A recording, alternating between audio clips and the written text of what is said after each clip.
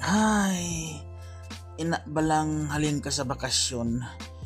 Pero kay pag-abot mo halin sa bakasyon, kapoy ka pa. Di ma-relax-relax anay ta. Pahangin-hangin, ma-drive-drive sa layo. Road trip lang bala nga ginahambal kag magpa chillax. Kay kapoy pahalin sa bakasyon. Lapit man lang na dire sa hamon niya. Flexible lang ni. Order ta sang fresh tilapia, paluto, kag propanilag sa palibot kag maglantaw-lantaw kag magtilaw-tilaw kag mga namit ng mga pagkaon diri. Kanami isang view nato no. Okay. Tani naka-relax man gid ko. Okay, bye-bye.